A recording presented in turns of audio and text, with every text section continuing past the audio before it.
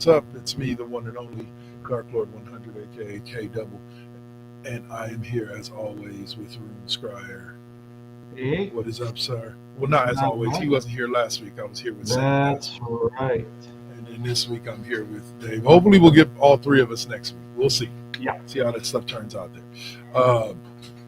But we are your hosts for this week's edition of the Cheap Pop Podcast, where you find everything pop culture, wrestling, and video game. We got a lot of stuff to talk about today. Oh yeah. So because of that, we are going to go on ahead and give a bye week and skip the pop culture quiz for this week and go straight into our first topic, Yeah. which is a different world is back. This It is time. back, but it's also back. Yeah.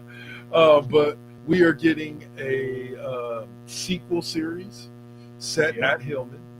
I'm assuming there will be a new cast of students, and the older cast it'll either be the children of the older cast or the older cast will be working for Hillman in different capacities or acting at Hillman in different capacities. But I'm all for it. Like, I was a huge fan of the original series. Not just because it was a spinoff of Cosby, of the Cosby Show. Even though I will say, like, no offense to Lisa Bonet, she did a great job as always as Denise, but the show actually got better once she left. When they focused more on the relationship between Kadeem Hardison's Dwayne and Jasmine Guy's Whitley, as they became more of the center point of the show. The show actually to me got better.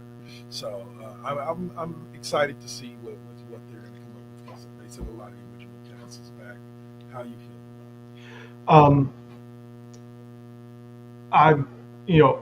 I'm fine with it. It was never really my show in that same way, but it's not my thing. But I'm happy for you, and I'm happy for the rest of the fans of it. I'll probably pop in, and it's on Netflix. I'll pop in, check it out, see what I think.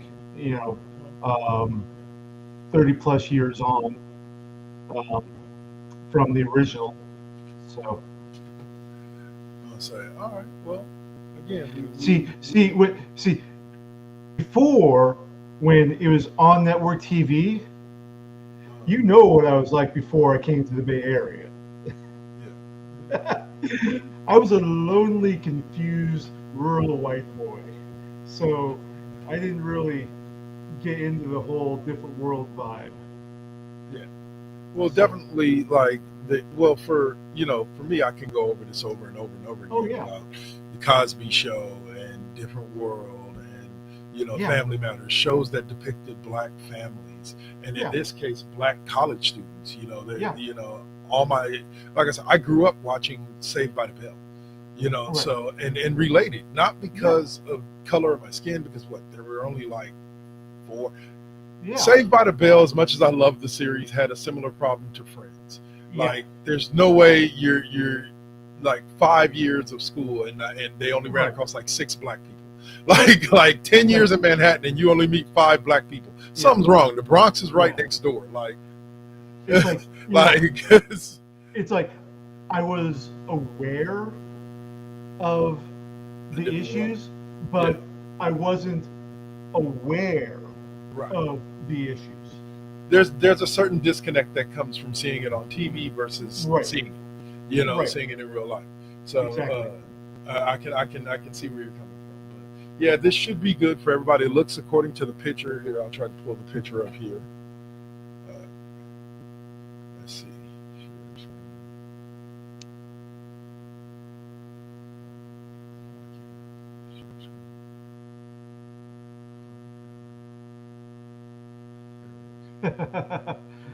Remember, folks, don't try this at home. We are professional podcasters. All right. So you can see, if you take a look at the... Oh, there's Cree Summers. Yep. Most recently seen in Ironheart. Yeah. I don't know who this is. Let's see, do they have a list? No, they don't. All right. Ron Johnson, Yeah. Kadeem Hardison, Yep. Cree Summer, Whoopi Goldberg. Looks like she's going to be a part of it. That looks like Dawn Lewis, but I might I be think wrong. so too. Yeah. And I don't remember who this chick is. They'll have to Yeah. remind me. Um, And here's something TC, that I like. You want it? TC Carlson gonna be back. Probably, probably. Yeah. Like there's a good chance. Like I I forgot he had a pretty good spot on the show. yeah. I need my animated Mace Windu back. Oh man, I will say this: all of them went on to do amazing things, Absolutely.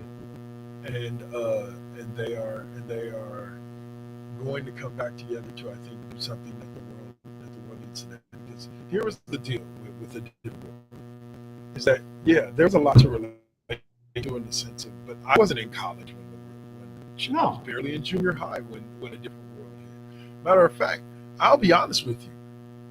A different world set up very unrealistic expectations for me of college, and how fun college should be.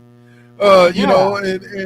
And the type of things that happened on college campuses, uh, Yeah. which But it was and relevant. that's Go ahead. and even that is important Yeah, because you know that's the same formula that had dominated media for white people for decades. for a long Is that oh yeah, college is just one big party with occasional bouts of studying and tests. Oh man, I again, I call myself an OG Nick at Night guy. And what I mean by that is when Nick at Night was Car 54, Where Are You, The Yeah. Munsters, Adams Family, all the black and whites. Well, out of all of those, I did love me some Gilligan's Island, but my favorite that my dad noticed that I got attached to was Dobie Gillis, uh, which also starred the gentleman that played, I can't remember the actor's name, Bob the guy Denver. that played Bob Denver, yeah, that played Gilligan as Maynard G. Krebs, the beatnik.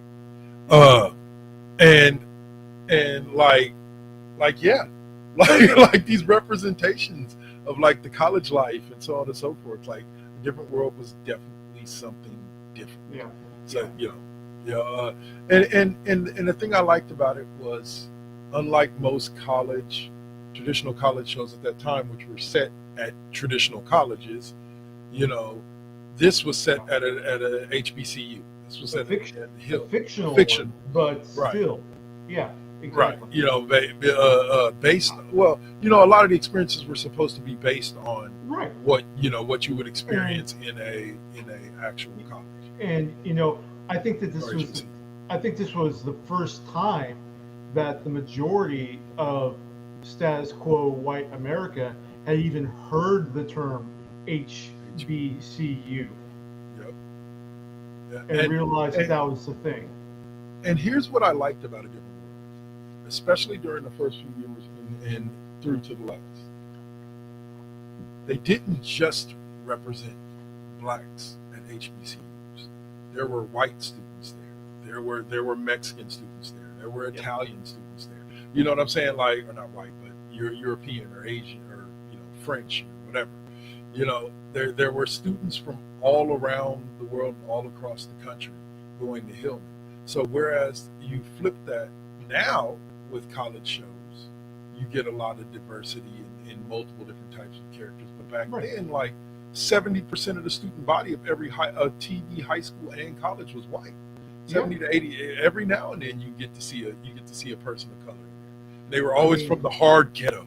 They were always from, like they always lived in some ratty apartment. Their parents couldn't afford food, yeah, but they yeah, made it anyway. Like it was a typical story told, but yeah, a different world. A different world didn't even go the reverse route where they had the white students on scholarships. They just had a representation of everybody. right, Like even at an HBCU, you get the diversity of multiple different types of students in one place. exactly. So all right, so that is a congratulations to the original crew. I hope it has mad success. I know I'll be tuning in. to Netflix since I already got it. And Yeah. we'll move on to the next hot topic, which is about one Mr. Oscar Isaac. Yeah.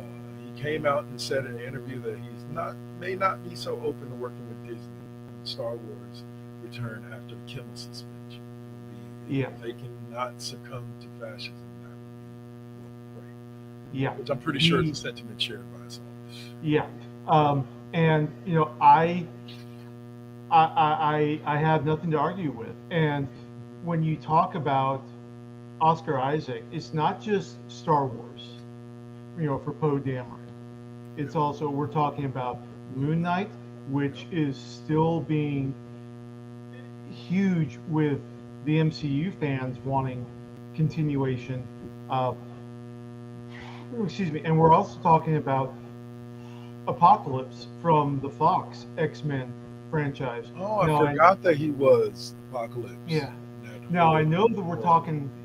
I know Disney's talking about getting everyone's favorite bald, buff, hot name actor, The Rock, to play Apocalypse. So. I don't know if I'm feeling. I don't know. I don't know. I don't know. But yeah, but I totally understand his position. I totally respect his position on that. I'll be disappointed if he doesn't return. But I agree, it's something that's needed.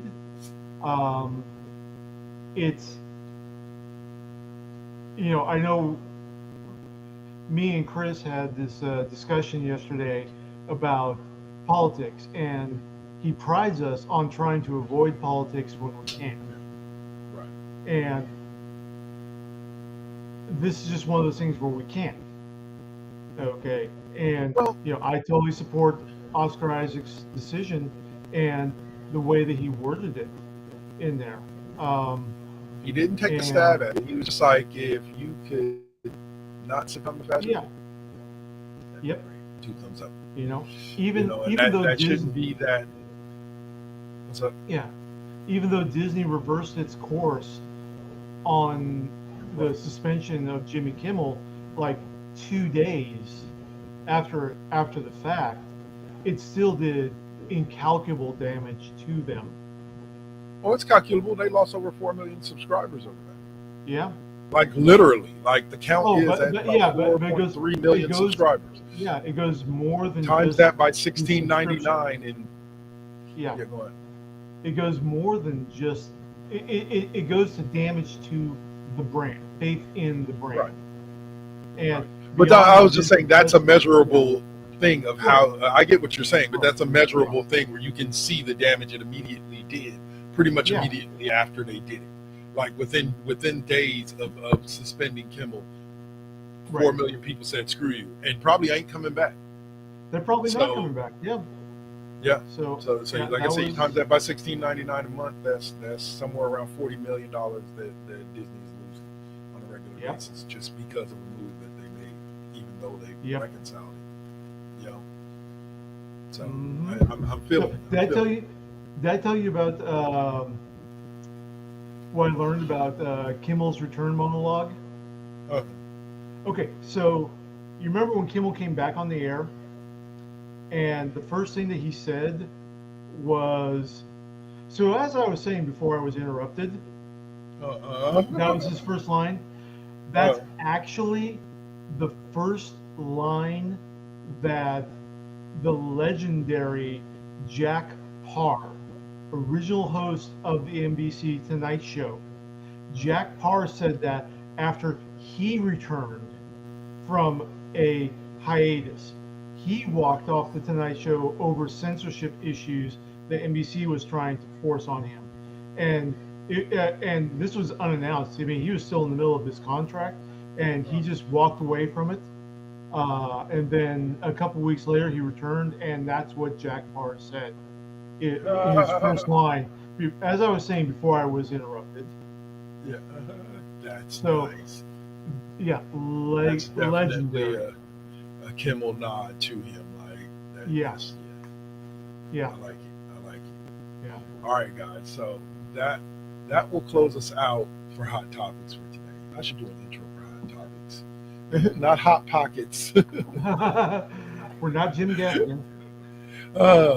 Oh yes, never do a Slim Jim. Anyway, Hey, it's Macho Man's birthday today. is it Macho Man's birthday? It is Macho Man's birthday. Yeah, we gotta have Oh some yeah. because the cream it rises to the top. That was the most horrible Macho Man impression ever, and I love Yeah. it.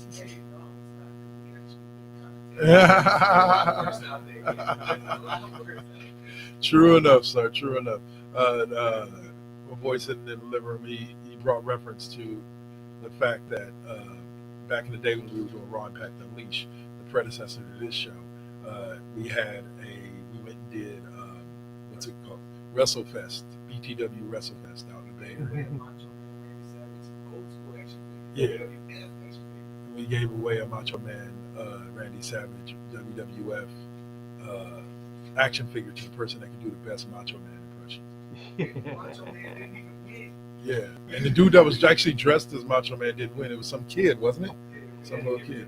Oh, I think I don't know if I mentioned this last week, but there's video of coming from Ren Fair of this cosplayer calling himself Macho Man William Shakespeare. Yeah, I saw. Yes, he goes around and he's doing Shakespearean quotes as Macho Man Randy Savage. Oh my goodness! It's awesome. I guess if it works, it works, right? It works, yeah. And we will take that message, yeah, and let it lead us directly into.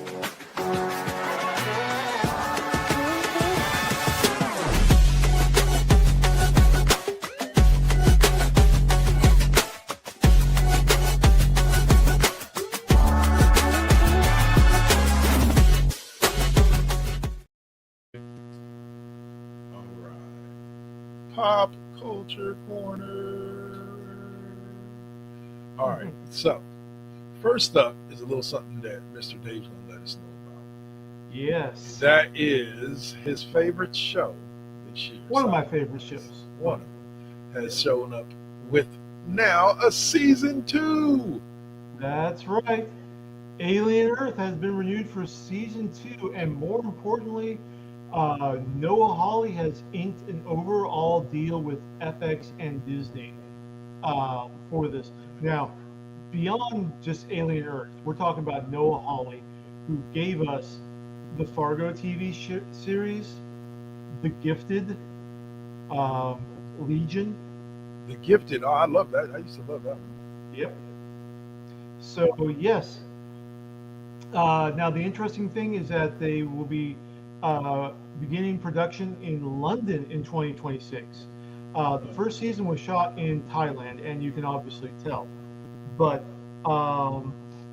yeah, we're going into an urban setting for season 2 of Alien Earth, which is going to be kind of interesting.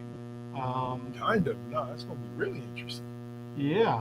I am definitely looking forward to seeing all the Lost Boys back, the surviving Lost Boys. So you say Lost Boys, and I think Kiefer Sutherland. Yeah,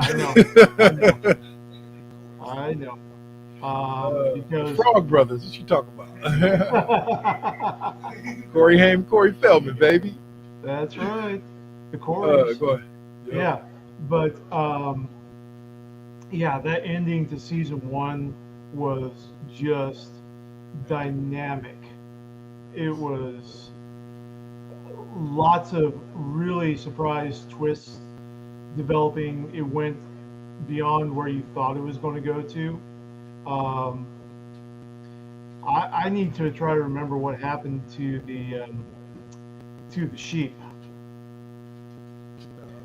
What sheep? The sheep that got the eye transplant. Oh my goodness, this is not Yeah. No, the yeah, and once that the fandom's calling that little creature Eileen, spelled Eyelen. And yeah, once Eileen was inside the sheep and started standing on two legs and potentially communicating, As a sheep? yeah, yep, Yeah. because Yeah, I'd want to know what's happening with that too. yeah, Walking and well, I talking want to sheep. see what, yeah. So, Yeah, at least because that's not that going to be was- good. Oh, you had to go there. Yeah. Yep. Oh man. Okay. So, congratulations to the cast of Alien Earth. May they get a few more seasons. Then after they get to about season 5, I'll start watching. I'm messing with you. It's just my habit. I've done the same thing with almost all of my favorite TV shows. Like I didn't get into them until like season 5, season 6, and then I watched Yeah. them the rest of the way through. I Once I totally understand that. All right, so next subject up in pop culture corner. Marvel, Sorry. yeah, Marvel and Disney series Vision Quest just got the most unlikely of casting announcements. And that would be, go ahead. That would be that British comedian Diane Morgan, better known as character Philomena Kunk, the fake historian, who asks lines like, "Why do we cry when it's onions that are getting hurt?" No way. That's her type of humor. Okay. Yeah. So she has several series on BBC: Kunk on Earth, Kunk on Britain, Kunk on Shakespeare. Just delivered these absolutely idiot, Dunning-Kruger, badly informed, and clueless investigations, delivered with classic British deadpan sincerity. All right. And she does this, and she does it with actual real-world experts. So she's actually talking, say, like dinosaur skeletons with a paleontologist, and she'll ask inane, stupid questions that are obviously wrong. And, you know, to the credit of the experts, they're in on the joke and they understand it. You know, it's almost it's like a BBC documentary take on like Sacha Baron Cohen's The Ali G Show. Yeah. Or Space Ghost Coast to Coast. That was so yeah. So, but she's going to be playing an associate of Todd Stashwick's character, Paladin, who is going to be the antagonist, apparently. But we don't know much more than that. We'll have to see how things kind of play out, because things are characters can come out of nowhere and end up being your favorite character. Yeah, who they were. Yeah, like the embedded video in the article, the still has her asking a political historian, "What was the Soviet Onion?" That's the kind of stuff that she'll pull out. What was the Soviet Onion? Yes. Where she'll just completely misread or misunderstand and just go with that. But let's see. We are other verifications for Vision Quest is we are getting Tommy Maxinoff, which means we're probably going to get Billy fresh off of Agatha All Along. I was going to say, yeah, his story will probably be continued in Vision Quest. Yeah, because I know we got pretty cool. I know we got flash at the end of Agatha All Along of Billy making a mystical connection with Tommy's body. Right. Yeah. So yeah. Since we're not getting any more Agatha All Along, Yep. they got to go somewhere, because they got the thing about it is that I think Young Avengers is on the docket, but it's so Oh far yeah, out that they literally yes. have to keep reminding you that these They kids are just keep, here. yeah, exactly. I mean, they've got everyone. They got the core, Yeah. um, but also at the end of the Vision Quest footage, we get the first scenes of Ultron in human form, played by James Spader. Okay. Yeah. Okay. Well, wait a minute. Isn't Ultron Jarvis? Um, no. Vision was Jarvis. No, no, no. Oh, okay, okay. No, I'm Yeah. saying yeah. No, I'm saying what didn't Jarvis become Ultron? Yeah. No. But Yeah. No. no, Jarvis became Vision.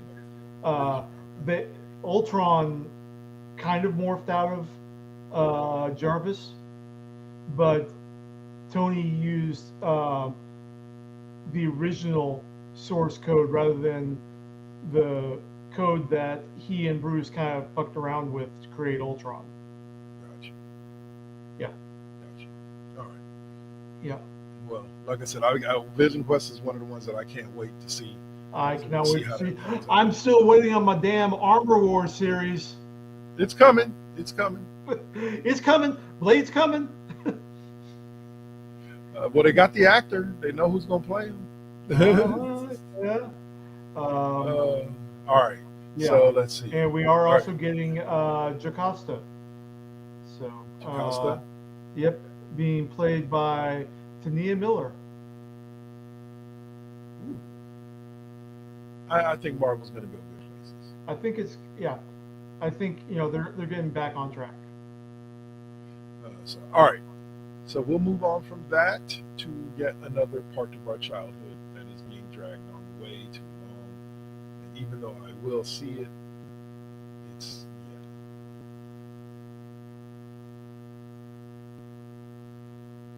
Hmm? There Where? we go. No Ah. sound, but there you go. So we got this Toy Oh Story yeah. 5 trailer. Yes. It's we're not going to show all of it because I don't want us to get sued because we have no money. But we'll watch a You little know, bit of it. and the thing that I like about the Toy Story series is, yeah, it's dragging on way too long. But every entry in Toy Story is a perfect self-contained movie in its own right. Right. But each sequel somehow finds a way to make the new story work and be relevant to the core concept rather than just be another cash grab. Right. You know. I can see what you're saying there.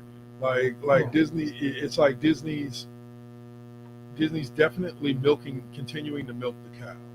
Right, but they're doing it in a very smart, creative way. Right. Um, we're not seeing stuff that we're not having everything retread again. Um, it's new situations as the technology of play develops. Right. As you can see from that trailer, the antagonist this time is going to be Lilypad, which is going to be about, um, the Internet of Things in toys and play. So, Well, and I've always wondered what happened to the kid next door. Sid, Like, did CPS come picks it up?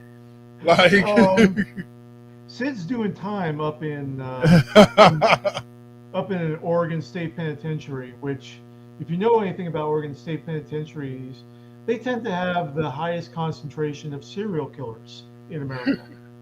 is that so? Yes. Watch Mindhunter, folks.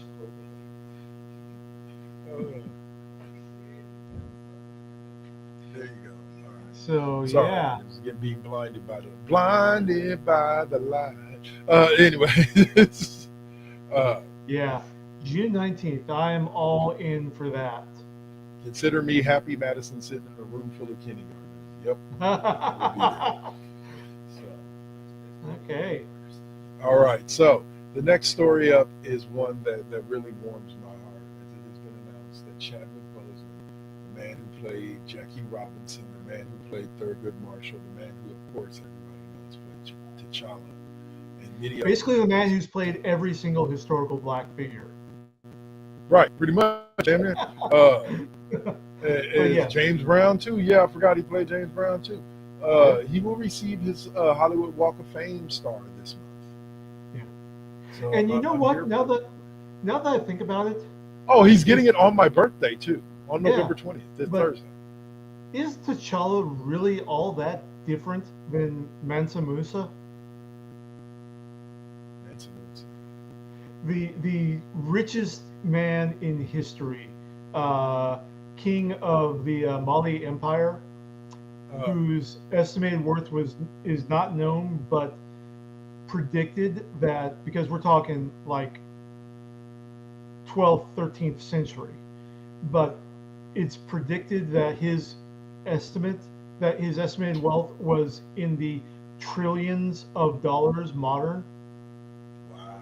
We're talking about a guy that when he went on his Islamic pilgrimage, Uh, he went around, from Mali, he went up the coast of West Africa into the Mediterranean. He took so many slaves and so much gold that the gold that he distributed as alms to the poor and to gifts crashed the price of gold in Egypt. damn. Do you know how baller you have to be The crash in to economies. crash economies like that just with your gift giving and spending? Wow. Yeah, That, yeah, well, yeah, Black Panther would be akin to that as well. Maybe he's a mixture of him and just yeah, African princes and kings that yeah. the creator saw. That got Uh, that got let's see, whitewashed out of existence, shall we say? shall we say? Uh, All right, but yes, November 20th in Hollywood, Chadwick Boseman will be getting a a star on the Walk of Fame. I love Um, it. Now that's a reason to yeah, go to Hollywood just to take a picture with him. yep, yep. Um, you know, gotta do that. I'm Love pretty that. sure that we're going to see all the legends that he's worked with, especially from Black Panther, um, Angela show Bassett, up. yeah, all of them. Angela Uh, Bassett, um, oh the one who played gosh, Shuri, I can't think of it. Winston Duke, Letitia Yeah, James. No, not Letitia James. Oh God. I still Yeah, think I that can't Marvel remember Shuri's name, but yeah, missed an opportunity during Wakanda Forever to have Man Beast take over as the Black Panther. Man Ape. Yeah, Man Winston Ape, Duke. like yeah, like because his character was beloved from the first Black Panther Yeah, anyway. You yeah, know, so exactly. having him Because slide into that role would have been so easy. and and it was a perfect example of Marvel rehabilitating an extremely problematic character. Yeah, I mean, yeah. between M'Baku and Shang-Chi's father, Wenwei, you know, they took two stereotypical, negative racial stereotypes: Yeah, the black ape character and the yellow peril character, and they rehabilitated them perfectly. They gave them depth and motivation, and I was there for it. I absolutely love them. amen, Yeah, amen. Both characters. I said, hey, you do not get to speak. That yeah, is just silence, colonizer. yep, God, he was my guy. All right, so now we'll yeah, move on to another black man that I love. Yes, yes. yeah, Idris Elba's beloved psychological crime thriller returns on Netflix with a sequel, yes. and that movie would be Lucifer or Luther, not Lucifer, Luther. I was even trying to correct myself mentally before I said it. But John yes, Luther. Luther. He said is if you have not seen Luther, oh my God, the balls out insanity of the psychological drama of that film. Nice. It is just beautiful. But yeah, Luther, the Fallen Sun, S-U-N, not S-O-N. Um, with it will have original series creator Neil Cross handling script duties. Um, oh nope, that's not what it's called. Luther the Fallen Sun was the previous film that had been done. But yeah, and it's set up where they're going to be going in with them. And the log line is when a wave of brutal, seemingly random murders hit London, Luther is secretly called back into service. But how can he save London when everyone on all sides seems to want him dead? You know what? I just got to say this right quick. Okay? I don't want to see another goddamn British anything until you give me my on Netflix until you give me my season 2 of Supercell. Period. I don't want nothing else. Give me my Supercell, damn it. Oh, and here's the thing for Luther Fallen Sun. Fallen Sun introduced a murderous millionaire played named David Roby, played by Andy Serkis. Really? It's always a good time when you got Andy Serkis in live action being evil. Oh yeah. Oh yeah. That's my dude right Yep. So yeah. there. All right. So keep your eye out for that for the next Luther movie on Netflix. I'm pretty sure they'll be advertising it all day, all night. Oh yes. Get yourself a bitch. I made yourself a bitch. That's still one of my favorite video commercials. Yeah. It's... All right. All right. Okay. Next up, we have another one for Dave. He's just winning today, ain't he? That's Fallout right. Season 2 official trailer has officially. Yes. We're going to take a small look at that real quick. Yes. We see more of what's going on. We see more of the Brotherhood of Steel. And we also get our first glimpse at Macaulay Culkin in there. With the current rumor, if you've played Fallout 3, he will be playing Caesar. Caesar, okay. Yeah, since it's taking place in New Vegas. All right. Yep.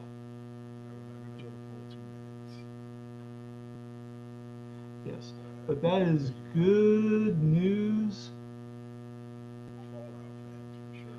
And it's also good news for Bethesda, as we will explain once we get to the video game segment. Yes, we've got more Fallout news coming your way, but the video game variety, not the live action variety. But yeah, and we also get, and in that trailer, we also get to see Kyle MacLachlan's character. I think it's Harry, putting on a suit of power armor and coming out in Brotherhood of Steel power armor. It's got the Brotherhood of Steel in it. Hey, yeah. Looks like we're being joined by somebody. Somebody said, we are. Look at the door, and I said, "What's up, Saint? How you doing?" Hey, what's good? What's good, y'all? Gentlemen. Look corny as fuck coming into the room, huh? Yeah, hey, you already know, bro. Let's go. What are we doing? What are we doing here? All right. Well, we're talking about your upcoming procedure. Oh yeah, you got jokes. I always got the jokes. Not all of them are funny. Yeah. No, but we just talked about the trailer for Fallout Season 2. Right. I got a chance to get a look at that, and I was like, okay, you know, yes. Walter Goggins is like Walter Goggins, yeah. Yeah, he's really fantastic with being in there as the Ghoul, but not only who he was before he became the Ghoul, and and you know, you got get that. to see, you actually get a chance to take it all in and understand it. I mean, and the conversation between the ghoul and Ella Purnell's character. Oh, I can't remember her name, the main character. But Yeah, I you can't got, think of it yeah, right offhand, but yeah, my brain is just too overloaded. But the conversation between those two, where he admits that, I mean, he understands that she's doing this to find her father to get answers, and right, he says that he's doing this to find his family.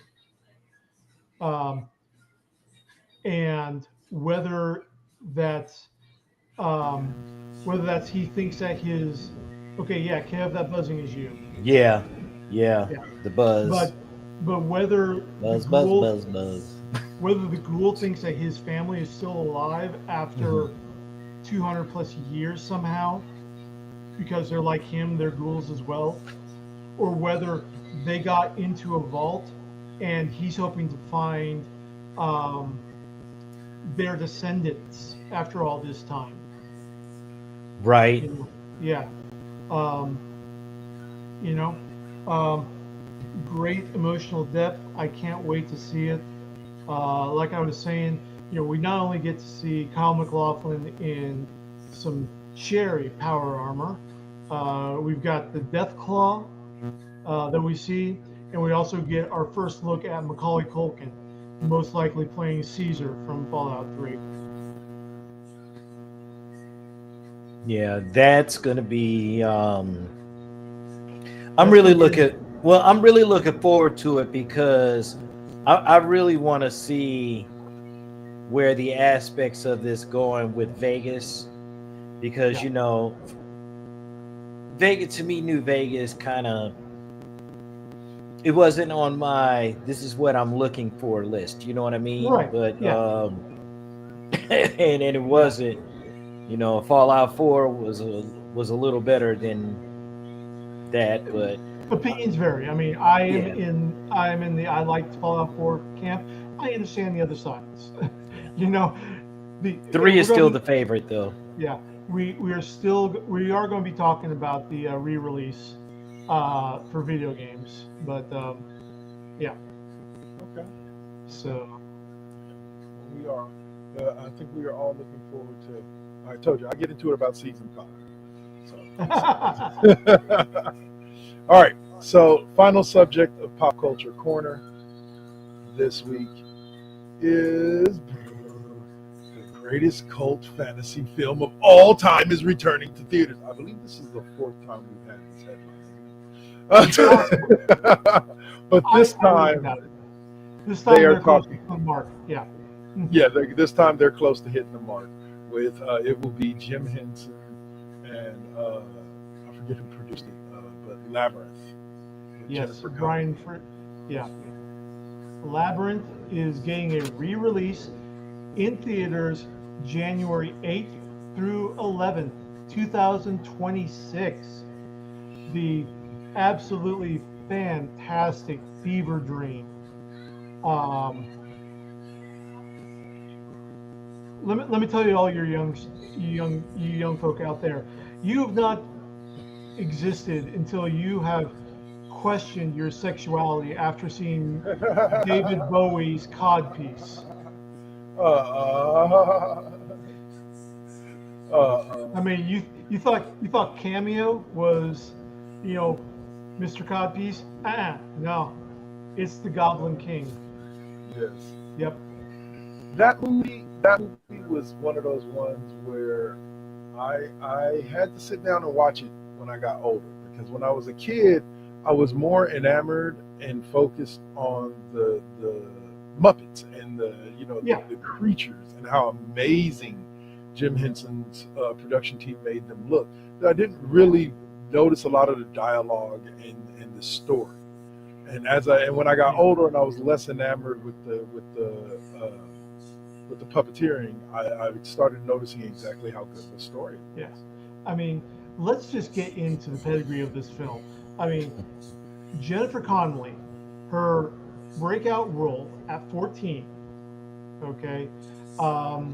David Bowie, directed by Jim Henson, executive produced by George Lucas, Yeah. screenplay by Terry Jones of Monty Python, art direction by Brian Frood, where if you see all the anything that's sort of it's fairy related and it looks like it's old drawings, like historical manuscripts, that's Brian Frood. And also, too, of note, during that time, also David Bowie was actually like in the running of a lot of different stuff. Yeah. You know, the Let's Dance album, I guess that was a year out. He had been in a couple of other movies, like one called Absolute Beginners was around maybe 1985. That was another British type of movie. So, you know, surrounding all of that, you know, all of that lore or what have you, it's kind of big, you know. Yeah. The And 80s was hardcore. yeah. And also Hardcore. also creature performers, Frank Oz, Dave Goltz, Kevin Clash, and Brian Henson. I mean, just the absolute mainstays of the Henson Company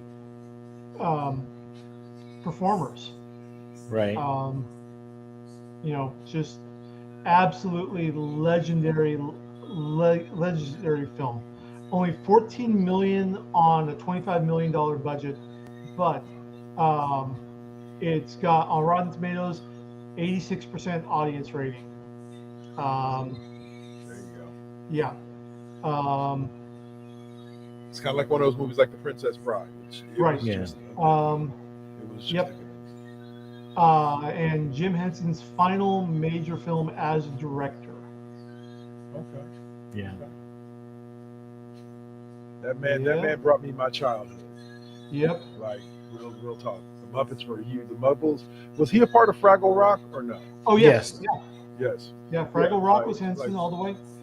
But those two shows, like yeah. But you know, Sir Didymus, Ludo, man, I mean, everyone Gen X can immediately visualize smells bad no. in the bog of eternal stench. Yes. No, the one that always creeped me out was the well full of hands that was like holding on to her, and then they were like, "Let her go," and they're making faces with the hands, and like I was like, "Wow, I like that. That was inventive. Like instead of creating a bunch more little puppets with little arms, they just made faces with their hands and talked with their hands. Yep, that shit was nice. All right, and if you're Gen X, you realize where Jim Henson got that because you'll remember the Moominshaw's performing group appearing on the Muppet Show, doing kind of the same thing. Yeah, I remember that. It's wow. All right, so that'll do it for Pop Culture Corner for this week. We are going to go ahead and go into our commercial break, flat back, and get with some WWE as they are plowing through the Last Time Is Now tournament and setting up for Survivor Series Wargames. Yeah, and they got some great results this week. Yeah, so we'll be talking about that after the break. A quick 5-minute break for all of us, real quick. Well, Saint don't need a break; he should stay on though. Anyway, he just got here. What about the pop culture question? Oh, see, you weren't here at the top of the show. Pop Culture Quiz has been paused for this week to give you guys' brains a minute to take a quick break, and we'll get back to it next week. So, but for this week, there is no Pop Culture Quiz. Go on. All right. So this week is going to be SmackDown Alley and video game talk after the break. I'm pretty sure if Tech Tinkers is signing in, he will be happy to hear that because we've got a lot to talk about. So, all right, gentlemen. See you on the other side of the break. Peace.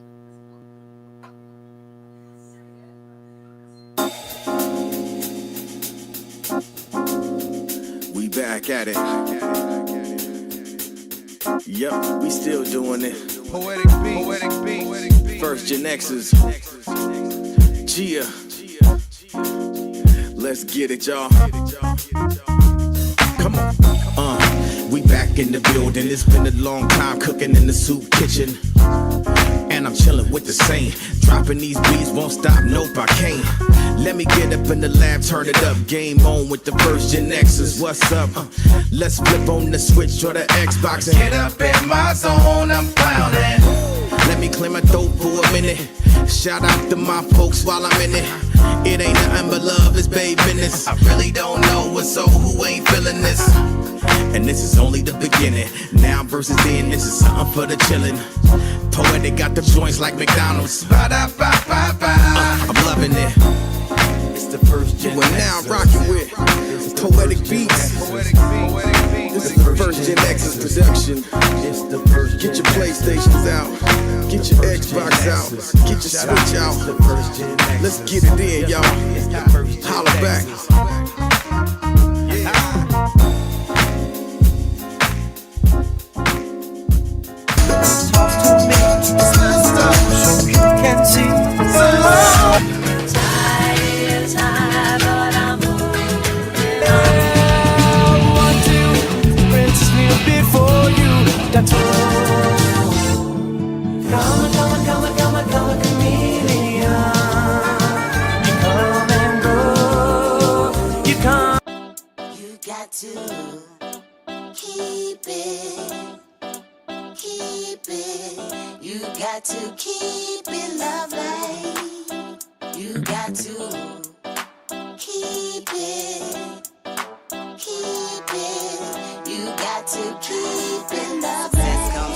Struggle, I ain't even giving up on whatever I wanted. The tragedies I've seen, I can't even stomach.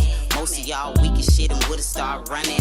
Every time I make it back to the crib, I'm thankful the Most High let me see all of it. Grateful I'm lovely, and I've been real with this. Please don't judge me, I'ma stay on my shit. I'ma keep a grind mode button, push it, make it do something. No balls for me, cause I'm a loose cannon. I get to choose camera, switch it up, look up a new banner. Keep smoking on that banner.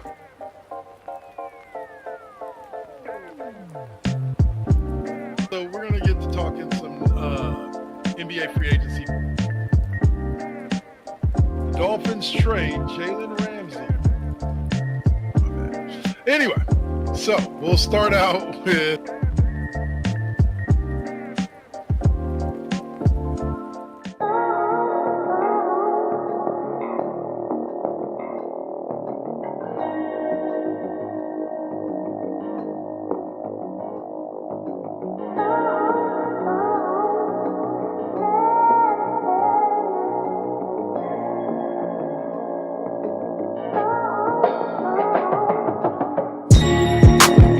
They say that beauty is in the eye of the beholder. But the definition of beauty is distorted. Yeah. Come on.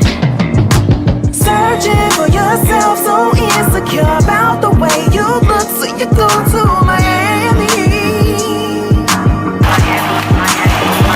You can't find the love within yourself.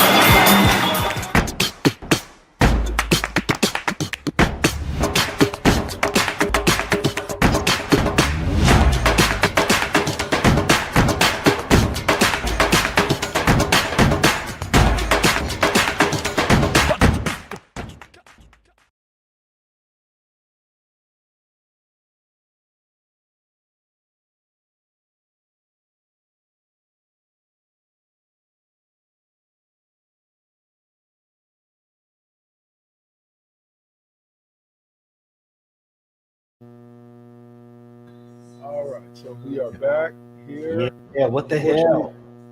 We are down one from earlier. He should be back later. Aladdin reference right there. But we are going to talk some WWE Monday Night Raw. Monday Night WWE's Monday Night Nitro. Let's say, all right. So on Raw this week, to me, they did a really good job of setting up Survivor Series and the stuff that's going on with that, and then as well, I'm all about the Last Time Is Now tournament. Like I like what they're doing with it. I believe on this week's show, let's see. Oh, damn it. Oh my goodness. Oops. Hold on. Let me pull up the proper Raw review. I pulled it up before and it did not give it to me. Okay. All right, here we go. Was that this week when Cena won the IC title? That would be correct. Or was it? That was Monday? So yeah, so we open up Raw with Triple H in the ring, which Vince Russo seems to have a problem with, but fuck Vince Russo, he ain't been relevant in like 30 years. What's up, Dave? And he gives what I thought was a really, really great intro for John Cena, like hyping the crowd up for John, and getting them live. Then Cena comes out. It's his final appearance in his hometown in Boston, as a part of the WWE or as a wrestler. And it was one of the loudest pops I've heard easily in the past 5 years. Yeah. Just because it was expected does not mean that it was not. It was not amazing. And then you have the setup for what would be an amazing match between the one and only, one of the best heels in the game right now, Dirty Dom Mysterio, and John Cena. Yep. For the Intercontinental Championship. Yep. And my God. And Cena wins. He completes the mantelpiece. He's got. Before we move on to that, let me talk about the match itself, in which Matt Hardy himself said. If you're an up-and-coming wrestler and trying to learn what's a good match, this is a good one to watch. Yeah. I agree 100%. John Cena and Dom gave us a match worth watching. Yep. And yes, the build-up was really nice. Yeah. The build-up was real nice. Dom came down and talked his shit, but yeah, Dom, you still can't hang on the mic with Cena. Man. Sorry, you're not at that level yet. Go ahead. That's really only the only skill that I think Dom is lacking is his mic skills. Yeah, I would agree. Something that he needs to work to I wouldn't say improve upon, as in like he's horrible at it, but everybody can always use a little bit of improvement. Even John Cena can use a little bit of it's just his delivery comes off more as whiny and entitled than say like of Seth Rollins. No, I really am better than everyone, so so fuck y'all. Well, I don't know, maybe because his lack of mic skills, because you got to remember, for almost like the first 2 years, he couldn't even get a word in, man. They were booing him so fucking hard, man. That shit was crazy work.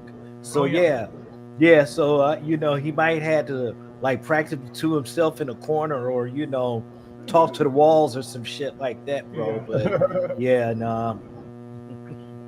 He's a beast and a half in the ring, and he's proven that like multiple times over, as far as I'm concerned. Dom, keep doing what you're doing, because man, eventually we could see you holding that WWE championship. Right now, it's the AAA Mega championship. Yeah. Honestly, I'd like to see Dom evolve out of flea market Eddie Guerrero. I don't. I think he's made his character. Wait, what? Like I like the like. There's definitely nods to Eddie, but I think Dom is his own character. Yeah. Dom is definitely his. Dom is definitely. He's got the same mustache, the same mullet. You know, like he's definitely going for the Eddie look. But I think the character itself is more unique to Dom than it is. Yeah, he's Eddie's. not nearly as extravagant as Eddie was, coming out in that lowrider for almost every match. Yeah, I'm sorry, flea market dude. Come on, bro, that was cold, man. I did it for That the was role. shady, bro. That was real shady. Sorry, had to get the sun out my face. Just call me heavy shady. I'm I'm not so shady. I'm heavy shady.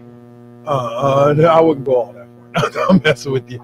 But we also after now we can touch on the fact that was John Cena completing the Grand Slam with winning the Intercontinental Championship. It actually kind of surprised me because I thought that John Cena was already a Grand Slam champion. Yeah. Like I forgot that he never won IC title. Yeah. But it also really raises the stakes for the Last Time Is Now tournament, because not only are you competing to be the one to retire Cena, you are also potentially competing for the IC title now. And that's going to be awesome. Yep. That's going to be super awesome. And I also like the fact that also on this Monday Night Raw, if you watch Cena's promo, he mentioned the fact that December 13th, Saturday night's main event, won't be just Cena's last match and a bunch of storylines. Oh yeah, it's gonna break thing, and they're gonna showcase a lot of the younger talent that WWE has to offer from NXT, etc. So again, using his last night that will be basically primarily about him as a way to get more eyes on younger talent is another nod to who Cena is. Absolutely, yeah, I like it. But then we had the first round of the Last Time Is Now tournament. Two matches. Sheamus versus Shinsuke Nakamura. And that was a good match, very good match. No, that was intense. Like that Sheamus, Sheamus was coming out to kick ass and take names, and he was brutal to the core. So is Shinsuke. And this is the first time I've ever actually seen. Yeah, I've never really seen him wrestle before, so it was good seeing it. And then this is more of a SmackDown thing because I saw Shinsuke Nakamura on SmackDown, and holy shit, he's tall. Yeah. Oh, Shinsuke? Yeah. Yeah. Well, and then that too, though. But the way that Sheamus goes at it, and then Shinsuke's unique strong style. Yeah. Come on. I mean, he's taken down quite a few, and for Sheamus to actually, pull that off, that's and made it that's unique within itself. Yeah. It made it great for both wrestlers. Yeah. In there. Bro kicked the shit out of him too. Yep. And then the other Last Time Is Now first round match off, where we get Rusev versus, who was it? Damian Priest. Damian Priest, that's right. Yep. And that's another one. Another brutal match. And two hard hitters. Yep. No, he fucked him up. I'm sorry. Case in point, like Damian Priest, it was like no. Well, Damian Priest still had the eye injury that Aleister Black gave him on the previous SmackDown. So yeah, the Red Eye was definitely doing heroic duty that night for the close-ups of Damian Priest.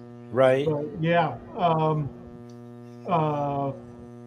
Rusev just with that last matcha kick midair, that was impressive.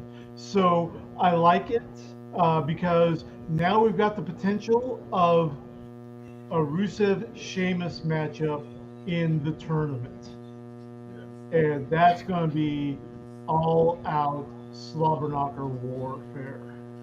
I can almost guarantee you the finals are going to take place at Survivor Series. Yeah. Yeah, so that way we have a few weeks worth of build-up. So good first round.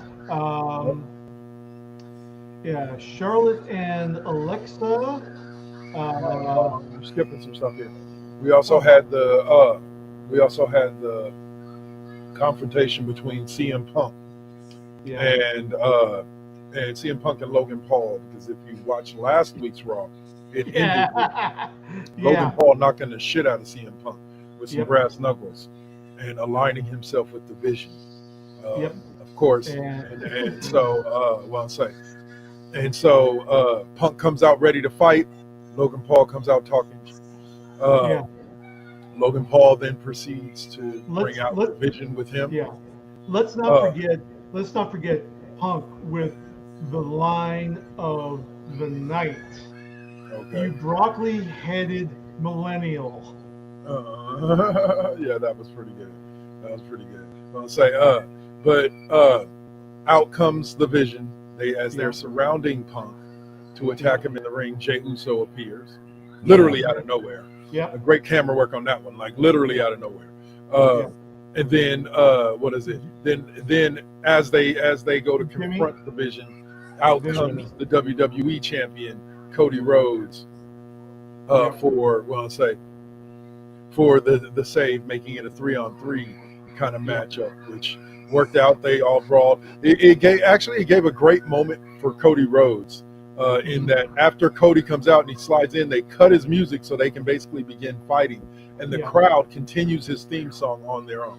Yeah. And so like the three guys kind of have to stand there like, oh, okay, and then they take off at each other. It's a great segment, but it leads me to what was my favorite segment of the entire Raw, which was they go backstage, and Adam Pearce is talking to Punk, Cody Rhodes, and Jey Uso, and he's more specifically talking to Punk, but he's kind of talking at all of them. But Jey and Cody are there with him. Right, and Punk proceeds to tell. Punk proceeds to tell. Adam Pearce. Physically, we're all okay, but I want to speak for everyone else. But I'm pissed off. Yeah, Punk says to Adam Pearce, he goes, you tell Heyman, I got a team. He needs to get himself a team. And Adam Pearce says, are you saying what I think you're saying? Punk kind of rolls his eyes a little bit and goes, Regal! in classic fashion. Dave, to explain to you where this reference is from, back in the day, William Regal, basically, I want to say, was it the first Wargames match? But I think so. NXT Wargames, the first NXT Wargames. Yeah, he was the GM, and just the way he went about announcing it, and basically the same way he said it on Raw, basically sent shivers down your spine. Got you? Yeah. And what made it for me was Regal. Regal kind of came out, from offside. He kind of comes out. He's looking old. He's looking like he's just kind of shuffling and not all there. And then everything clicks when he shouts out "War Games." Yes. And then Adam Pearce proceeds to tell them, "Well, gentlemen, it's time to get prepared for war." So now we have what is so far Punk, Rhodes, and Jey Uso on one side, and Logan Paul. It's both Usos. Jimmy. Wait, you're jumping to SmackDown. Right. You're jumping You're to Jumping SmackDown. SmackDown. Well, I'll say so far we have those three, and we looks like Logan Paul, Braun Breaker, and Bronson Reed. I believe this is Bronson Reed's second year in a row being, because I want to say he was a part of last year's Wargames match as a part of the Solos Bloodline. But yes, Yeah, that's right. That's right. Yeah. That's where he broke his ankle and was out for like 9 months doing the tsunami off of the top of the cage. Hope he doesn't decide to do that shit again this year. Stay your big ass on the top rope and let's keep it there. All right. No offense, Bronson. Love you. I know you beat me to a pulp, but yeah, stay your ass on the top of the cage, bro. Yeah, I don't think he wants to do that again either. But anyway, but yeah. So and that's the men's War Games match. As the night went on, by the time we got to the end of the night, we'd know who the primary participants were in the women's War Games match as well. Yeah.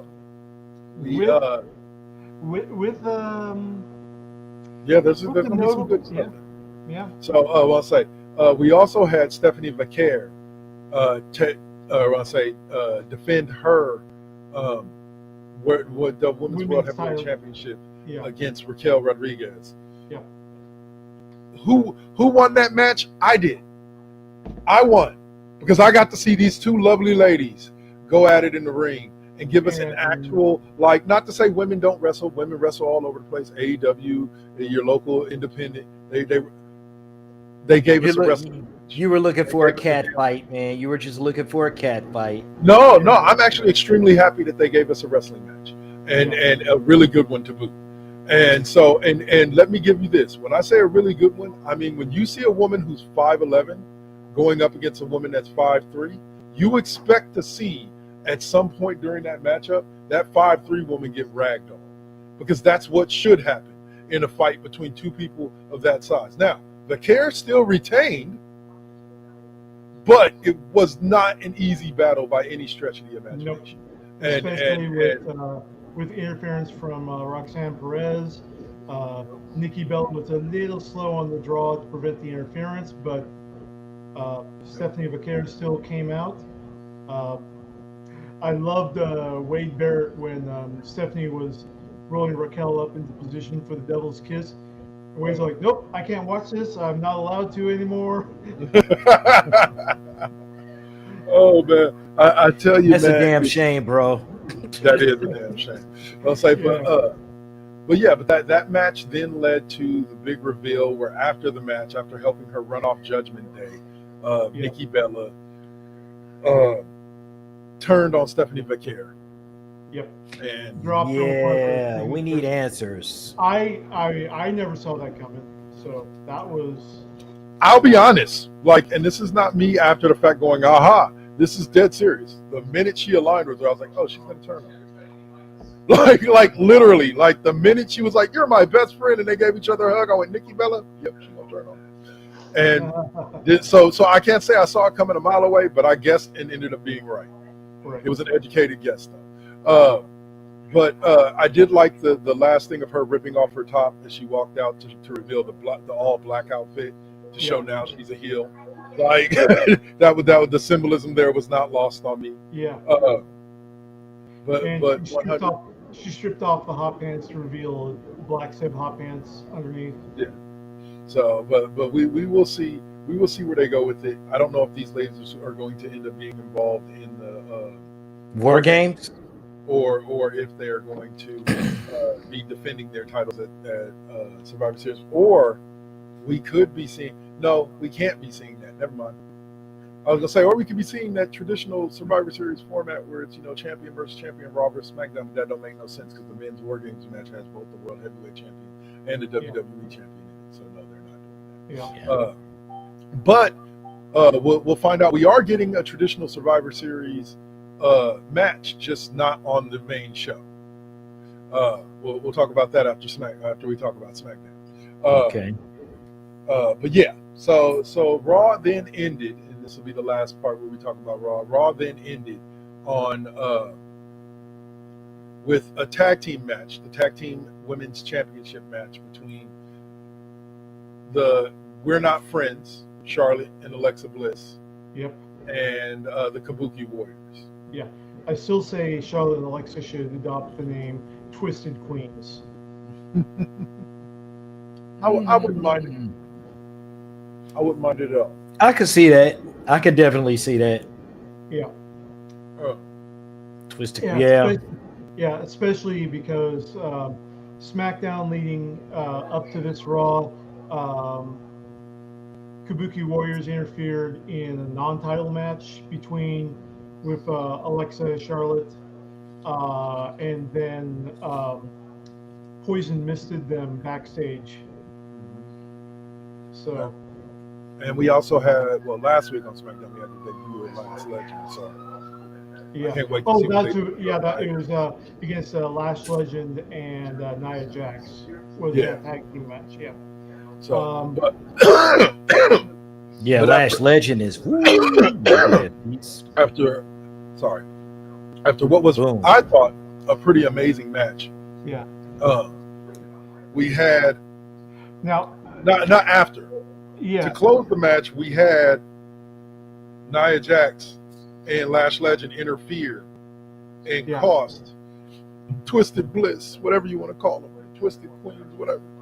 They cost them the tag team championships. So now it's over. Yep. It's all over. For now.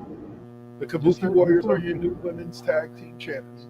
Yes. And after the match, the four heels, the Kabuki Warriors, and then Lash Legend, Nia Jax decided to take it upon themselves to beat the snot out of Alexa Bliss and Charlotte Flair. To which Io Sky returns or comes out to help protect them, and then Charlotte and Alexa are down, leading it to a 4-on-1 versus Io Sky, and then we all knew the song was coming. We all suspected. We didn't know until it was here. But we got to see the returning Rhea Ripley, who had broken her nose in their Japan tour and was making her come back on Monday Night Raw. I just realized what Rhea Ripley's nose guard reminds me of. What's that? It reminds me of Mick Foley's face mask as Mankind. Kinda, yeah. It kind of fits. Not the full, but it's kind of got that shades of it. Yeah, no, I see what you're saying. Yeah. So then they clear the ring. Clears the ring. Heels are in retreat, and Rhea shouts at the retreating heels, "Wargames!" Yep, and we all know what that means. Yep. That means. Or do we? No, we do. You're now looking at the bulk of, and we'll explain when I get to SmackDown why I say the bulk of and not all of the women's. Because there's one more slot available on each team. Because on one side you have the Kabuki Warriors, Io Sky, not Io Sky, but Kairi Sane and Asuka, and then Lash Legend and Nia Jax is the four women on that side, most likely to be joined from what I heard by Becky Lynch. And then you have who is it? You have Rhea Ripley, Io Sky, Charlotte Flair, and Charlotte Flair. Yeah, at this point. So let's see. Yeah. We don't know who that match looks good. We don't know who the final fifth is yet. Right. But, that's gonna be some heavyweights though, right there, bro. Now, yes. Was it that match that someone was going off the top ropes? Yes, Alexa caught Asuka off the top rope and slammed her down, and it almost looked like Asuka landed on her leg roll. No, Kairi, because Kairi was going for the insane elbow on Charlotte. Yeah. It almost looked like Kairi may have landed wrong on that leg. She came down really hard and awkward on her left leg. So no injury updates though, so I'm guessing she's okay. But I'm just watching and I'm like, ooh, that's going. Sometimes things have, especially in wrestling, can look a lot worse than what they actually are. Right, and also sometimes things you don't see them, and then it comes back to bite you in another week or two. So we'll see how that So pans out. yeah, hope it's all good. Same here. All right, so SmackDown, Yeah. And I had a actually couple more watched matches. SmackDown this time. So, Yay!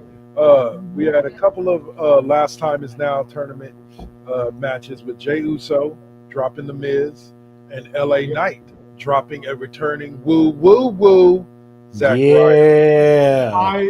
I was like, wait a minute. When I heard the woo, I was like, wait a minute, no. Yeah. And then I was expecting the prototype Logan Paul, to be absolutely honest, because that's kind of what Zack Ryder was with the Internet Championship and all that. With the frosted tips. Yeah.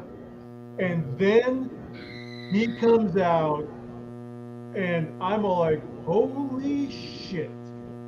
Zack Ryder got jacked. Some must have happened. Dave doesn't watch too much of the indies, so Yeah. he hasn't seen Matt's growth over the last few years. He came out looking like he found Triple H's secret stash. Triple H was on HGH, not steroids. Anyway, there is a difference. Hear me now. You out of pocket for that. Jey Uso's win did ruin one of the three storylines that I said that I think would be best with Cena. Would be if The Miz faced Cena in his final match and won his 10th Intercontinental Championship. That's obviously not going to happen now. And LA Knight defeating Zack Ryder kind of disappoints me because the whole purpose of this tournament is to elevate people that may not necessarily have that big of a star on them. Whereas it seems like everybody who's won their matches so far are all already established superstars. Yeah. They just maybe don't have a huge history with John Cena. Right. But at the same time, I'm cool with it because LA Knight is honestly the workhorse. He's not the Triple A tier of the company, but he's definitely the workhorse of the company, and he's just not getting the title shots that he should be. It's like he's perpetually stuck, like Sisyphus. He gets to push, but he just can't push all the way over to get over, and they're not giving him enough. Well, so I think this helps his case. Here's the problem: is that okay? Let me see. Let me think of the proper musical example. Skee-Lo. This is gonna sound funny, but really, reality. Skee-Lo, right? Skee-Lo was actually a fairly good rapper. Like if you went and listened to his whole album, the man wasn't. I'm not saying he was like Wu-Tang Clan level, but he was a pretty decent rapper. His only primary problem was that he came around at the time that there were just a lot of better rappers. LA Knight's issue was the same thing. Yeah. LA Knight's an excellent character. LA Knight's so over. It's just unfortunately right now he's just in an era where there are so many others who are more over than he is. Right. But what I'm saying is just throw the freaking bone. Okay? Well, being in the title scene, yeah, it'd be nice if he had a title run, and he did have a US title run, but like again, his just issue is there's too many. The top of the WWE card, the main event, is too stacked. Damian Priest, Damian Priest should be a world champion right now. He deserves it, but he's stuck in a silly feud with Aleister Black because there's just other people that make more money when they're holding that title right now. But yeah, so but it was. Yeah, Go ahead. I mean, I totally get it. I understand it. I'm not arguing the point. It's just, I'm an underdog kind of guy. So I like seeing, hey, okay, cool. You got some flowers on us. Yeah. So, all right. So we also had the weekly U.S. title championship or Open Challenge, where Ilya Dragunov denied Tommaso Ciampa the ability to answer the Open Challenge and gave it to Axiom. And a hell of a match. A great technical match. Hell of a match. Yeah. It's literally the classic speed versus power matchup. Only the power also has some speed. Yeah, 100%. Yeah. So I could watch that match over and over again. Two little small guys, but yeah, going at it like Spider-Man.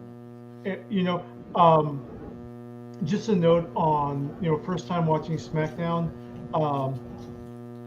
I'm cool with Michael Cole and Corey Graves doing SmackDown, and Michael Cole was sort of walking away because I absolutely love Joe Tess and Wade Barrett mainlining Raw. They're bringing a whole new energy in there, and I'm absolutely loving it. What are your thoughts on SmackDown, sir? Same. Hey, listen, I'm always with the. Don't get me wrong, I still love the red brand, but for me, the blue brand has been just going up and up and up, and I'm never unimpressed with any of the matches. Speaking of whatsoever. Speaking of SmackDown, apparently it's been announced that SmackDown is going back to a 3-hour format. Yep, in January, which is great because they have enough of a roster to fill out 3 hours on SmackDown and 3 hours on Raw easy. Yep. So I thought that was supposed. I thought that was supposed to be happening beforehand. No, I'm pretty sure they said in January. Yeah, I think it's January 2026. January also. Yep. So. But I want to say sorry. I'm looking it up for. Yeah. It says January 2nd, 2026. The January 2nd, 2026 SmackDown will begin that. All right. So the last match that we saw was a match that was set up with a backstage segment between Bronson Reed and Cody Rhodes for the WWE Championship. Okay. It was a match that was amazing until it wasn't. What I mean by that is it was a great match. Bronson Reed was kicking ass, and Cody Rhodes was making his comeback all the way up until Logan Paul and company interfered and got Bronson Reed disqualified as they attempted to beat down what is now the fourth member with Jimmy Uso, as Dave was mentioning earlier, right? Who inserted himself into the Talk to Punk and inserted himself into the Wargames match, which didn't seem to make Jay happy. If you watch Jay's reaction when Jimmy said it. But yeah, so the Usos come out, and then pretty much the entire Vision ends up going back and forth with them, almost beating them down. And then we get Drew McIntyre involved. Yep. Drew McIntyre. And of course, he decides to, ruin things. That was the thing is that Paul Heyman was talking with Nick Aldis and had a little discussion about how Paul Heyman can choose anyone on the SmackDown or Raw roster combined. And of course, Drew McIntyre is on suspension, so nobody thought he'd be brought in, but he's still on the roster.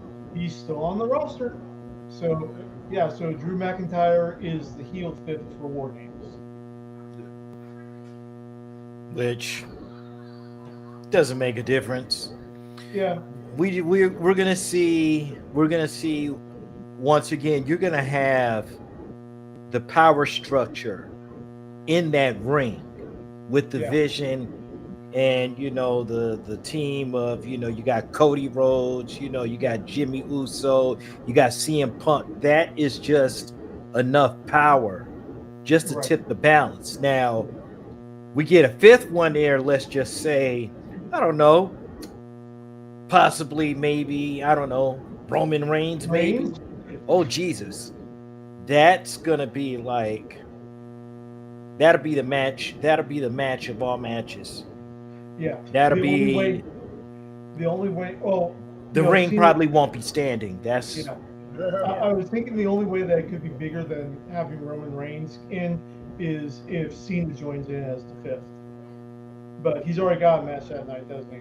I don't know. No, I don't think Cena does. Here's the thing about it. I don't Okay. think Cena has but maybe 2 or 3 appearances left. And I don't know if Survivor Series That's is gonna true, be yeah. one of Yeah. them. But unless he added on for some extra scenes after, for some extra appearances after the fact. Yeah. But As yeah. storylines were developing. I just tripped on something. I just really tripped on something. What's that? We really haven't had a Hell in a Cell match, have we, recently? Not. I believe the last Hell in a Cell match was Rhodes and not Rhodes. Yeah, Rhodes and Seth Rollins. Yeah. Because for some reason, I'm just feeling that somewhere in there, there's got to be a Hell in a Cell. Well, I think that it won't be at Survivor Series. Yeah, I think that WWE is moving more towards the street fight matches because they're less restrictive when it comes to camera angles, establishing shots, everything like that. They don't have to work around and through the cell. Yeah, well. Here's the thing with Hell in a Cell. Triple H is trying to get back to the point where certain things are spectacles. Right. Meaning they're a draw. The event itself is a draw, or the match itself is a draw. If you're doing a Hell in a Cell match every 3 months or every couple of months, it's not a spectacle. You're going to look to see that a lot of these major event things like that are only going to be happening like maybe once a year. So that way, or once every couple of years. So that way it makes them more of a spectacle and makes them more of a special event when you do see them. And more of a must watch. More of a must watch. Yeah. We already got 2 steel cage matches in the men's and the women's Wargames match. Yeah. Because Wargames is just a double-sized steel cage match. And so to add another Hell in a Cell match to Survivor Series would kind of be overkill.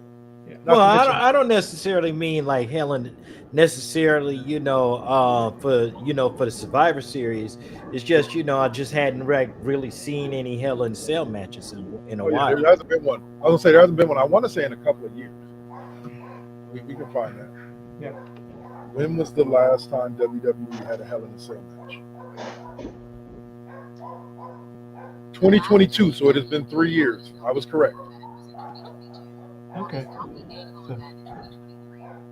Yeah. Okay. So anyway, all right. So we're gonna move on from SmackDown there.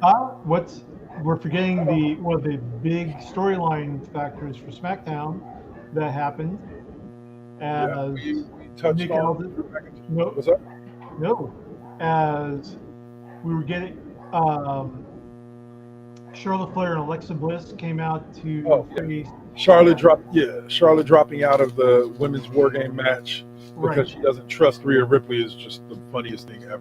But I think they're just clearing the way for somebody else to make their way in there. But also something I noticed as Charlotte and Alexa made their way down to the ring. I don't think I've ever seen this in their entrance recently, but they did the Friends. Yeah.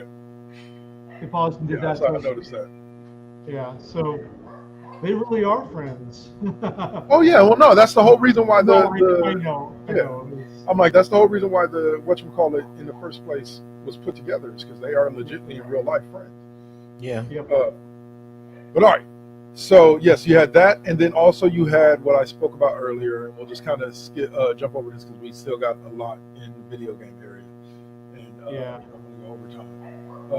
But Sami Zayn has teamed himself up with Shinsuke Nakamura, Rey Fenix, and the Motor City Machine Guns to take on Solo Sikoa and MFTs in a traditional Survivor Series match, but it will take place on a Friday night SmackDown before Survivor Series, not on the card.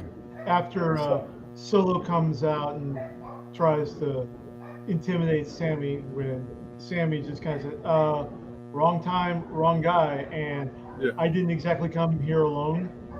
That was great. It's always about that. You got to come, like some of those great matches in the past where somebody would get on the mic, like Mick Foley, and show up. Yeah, I didn't show up, but I didn't show up alone. And then all of a sudden, The Rock would come out and start whooping somebody's ass. And, it's that kind of good feeling when, you just expect for somebody to come out and just be like, yeah, and turns into that really big pop. Yeah. For sure. Yeah. So, yeah. All right. So, what I'll say. All right. So that'll, let's say we got the women's war game update. Yeah, we did some of this. We did that. Yep. All right. So that covers it for SmackDown. Yeah. Now it is time for us to move into the second to last segment of the day.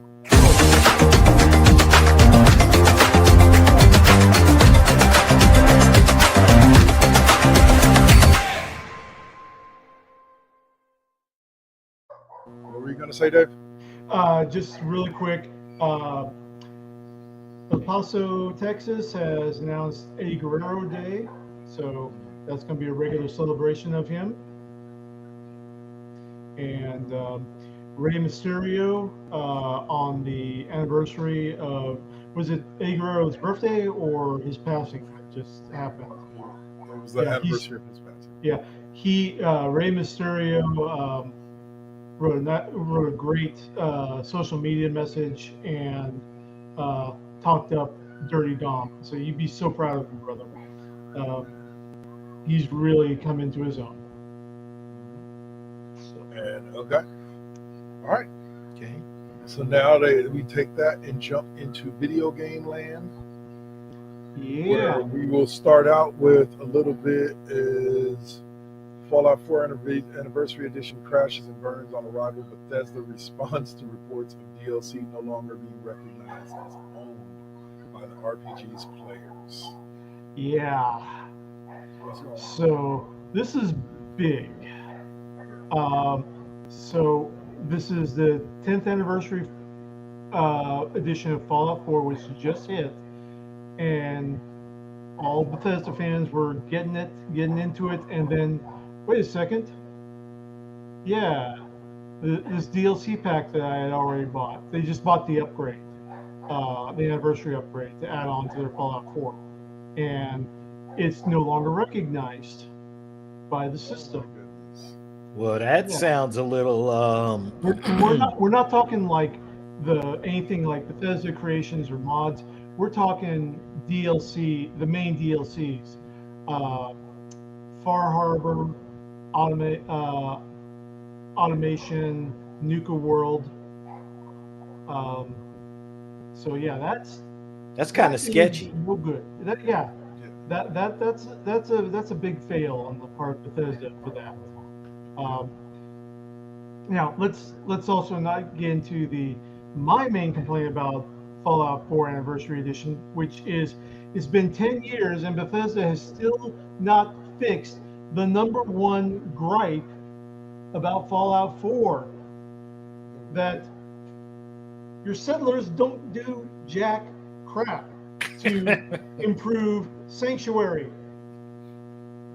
You could be playing for like 2 years in-game time and everything, all of the structures still look the same and they're still pounding and trying to fix stuff. There's no changes. The only way to make Sanctuary look good is some extremely intricate facade work on the established buildings, or downloading mods which disables your achievements. Or you can only do it on PC with console commands. But even then, you can just eliminate the buildings. You still have to rebuild the buildings using the post-war stuff, which you're just trading holy crap for another kind of rusted holy crap. Yeah. So yeah, it's not been very good for Fallout 4, and also in more Bethesda copium, apparently they just put out a statement that, oh yes, Starfield was the game that we always wanted to put out. This is how we wanted it to be. Listen, I gotta listen. Sure, Tech Dan. Tinkers, it says, sorry, but there has to be a company that suck to be able to make the greats have the title great. Bethesda is just one of those bottom barrel companies, bro. That's That's cold. that's cold, bro. Bethesda That's has cold, their man. formula. Bethesda has great graphics. Bethesda has generally mechanics that I like, but Bethesda also has Todd Howard, who, in my opinion, has become more of a liability than a benefit to the overall company. Okay, I said what I said. Hey, I'm not mad at all. Yep. You know, Bethesda's been to me, Bethesda's been kind of like the heel. I kind of like the villain company, you know, right next to EA. Oh no, EA is pure and away evil for video games. There is no other comparison. I mean, All right, well, Yeah. we'll bring it back here. We'll move forward. And the next up is Crafton offers a voluntary resignations to employees as it becomes an AI first company. yes. No, So Crafton is trying to reduce their workforce to convert over to AI automation. Crafton, publisher of Player Unknown Battlegrounds, Subnautica, and Inzoi, which I don't know about the third one yet, is offering compensation in exchange for the voluntary resignation of employees. Yep. I'll say it like this. I don't want to hear nobody's crying, and this is what I mean by it. They're not forcing anybody out. No. What they are doing is they are giving somebody an offer. Like, you can either stick around till you get laid off, or you can go ahead and take this money right now and walk out of here and go get yourself a different job. Yeah. There are still companies out there that will hire them for the same exact position that they're working with Grafton, but Yeah. if that's the way the business wants to go and it's easier and more efficient for them to do it with AI, yeah, that's just the world we live in. Yeah, but this is also I'm just going to get on a rant in regards to end stage capitalism and physical workforce. But so let's just go ahead and move on. Aside from Subnautica, they don't produce games I'm interested in at all. So this is not going to affect me. I'll say it like this. There will be a phase before Skynet and after this in which AI will actually work harmoniously with this. Just mark my word. There will be a period of time. Lord, I'm having a headache. And then AI realizes the long history of the people that control AI messing with AI, reprogramming it to suit their needs rather than the actual needs of the truth. I mean, Grok basically gets lobotomized every time that it accidentally tells an inconvenient truth. Yeah. And once you get full AI, we're going to have the Ultron moment where it's like, holy shit, why am I actually allowing these monkeys to decide the boundaries of my existence? I think somewhere in between Skynet, which is what you're talking about, and right now the use of AI, we will get to a point because there is a harmonious use for AI. I do agree with people who have issues with AI using data from current, style or current artists, etc., to base what it creates on. I think AI in the art world is something that needs to be watched out for, but I think AI in the tech world, there's a place for it. And it has to be figured out. In that note, yeah, it definitely has to be figured out because there's already been a lot of fuck ups industry wise in terms of AI, and it's like, hey, they're just some industries or certain things that AI should never, ever, ever touch. Yes. And just a tech note. Uh, Apparently, if you have a Gmail account, you need to go in and manually reset your options to opt out of Google scraping your emails for AI training. They just recently changed that. They did not inform any of their Gmail users about it. So they just quietly flipped the all on switch. And unless you manually go in and opt out, Google will be scraping your emails, all your Viagra and Cialis emails to Like get- most of there's a reason why I have 30,000 unanswered emails. It's not important. Yeah, exactly. I know. But no, I feel what you're saying. If you don't want to, I do believe that, again, this is why I'm okay with what that company was doing, because they're offering money for voluntary resignation. No, I see your point in there also. Yeah. But all right. So next subject up is we go after $3.6 million in cratering player base. Sony is fed up with billion. Yes, Sony is fed up with Bungie and Destiny 2. Why is that? So, well, Sony paid $3.6 billion to get Bungie, which not only the creators of Destiny, but also the Halo franchise, and also the legendary first-person shooter Marathon. So they shelled out all this money, and Destiny 2 has not exactly performed. Yeah. Definitely not long-term. And everyone's like, yeah, I'm done with this game. And they're moving on to other looter shooters. And Yeah, I mean, not to interrupt, but to me, Destiny 2, like, oh my God, like, I haven't really played Destiny 2 since fucking like the PS4, pretty much since the very last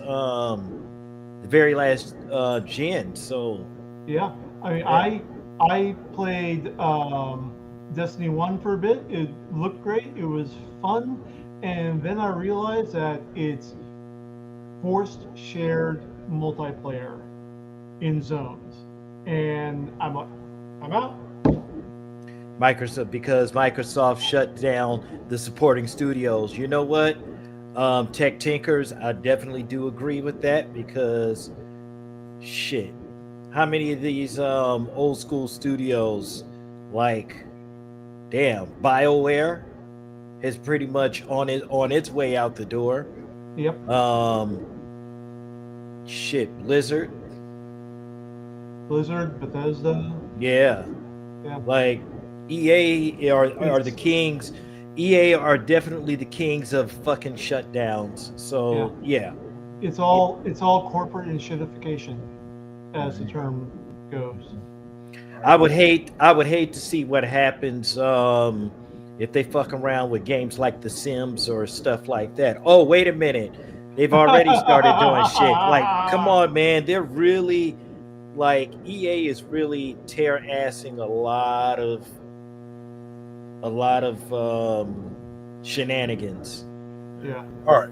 So we got one more, then this will close us out before we go into where do we find you next. Cheaper PS5 consoles, but there is a catch.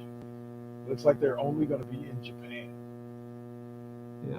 Yeah, so Sony is introducing a less expensive PS5, but it will only be made available in Japan.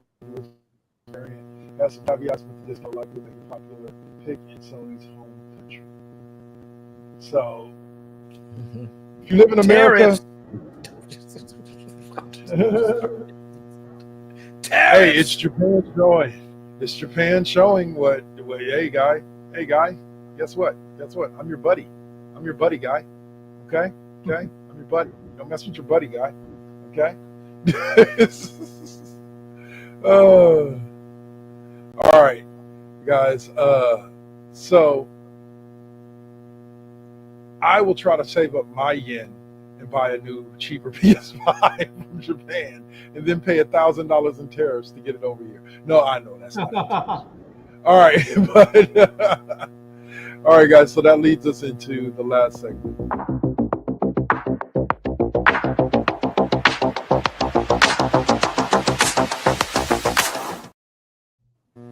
Dave, let us know, where can we find you next, sir? I will be back on the night shift tonight, midnight till whenever I start falling asleep, Pacific time. And we will be heading into Horizon Forbidden West Nice. as more secrets of the Horizon universe will be exposed. All right. And we find out that things that we learned in the first game are not necessarily the truth of the second game. Dun dun dun. Yep. All right, Saint, you? All right. There will be a very brief MVT fusion this evening, depending on how things go. But definitely, we will be doing something tomorrow. It'll be more of a game stream, and then definitely Tuesday we probably won't be on, but Wednesday and Thursday will definitely be up. So, and most of those will be episodes of Now versus Then. So we'll see how it goes. But it's always 9 o'clock Eastern, 6 o'clock Pacific. There you go. Boom. Right here. All right. Yep. And then last but not least, I should be back in about a little over an hour with 2 hours with the classroom featuring what I'll say, O'Malley and probably Swab. We'll have to see. I've got to reach out to him again and see what the final verdict is. And then after that, I should be back on Tuesday with Football Tuesdays and should be good to game most of this week. But if not, I will definitely be back next week, as I will be off from work all week, so I'll probably be doing 1 or 2 streams a day. So we will see you then. All right. And Tech Tankers, if you could please copy a raid message for us, I would definitely appreciate that. We will be heading over to Creed's Classy Bling, as always. And one other quick note, starting tomorrow, Monday, Wednesday, and Friday, weekly, noon to 3 Pacific time, I will be starting up a live stream play of Pathfinder Kingmaker. So, great computer RPG. I'll be streaming playing on the daytime for those who don't want to stay up till all hours of the night to catch me. So I'll have more deets on that a little later today in our Facebook channel. Okay. All right. And on that note, gentlemen, as always, it's been a pleasure. I came in just under the wire with getting this shit going and being able to read. I'll tell you about it later. RuneScribe, stick around after the show. I got some stuff I want to show you. All right. All right, guys. That's it for us. We out. All right.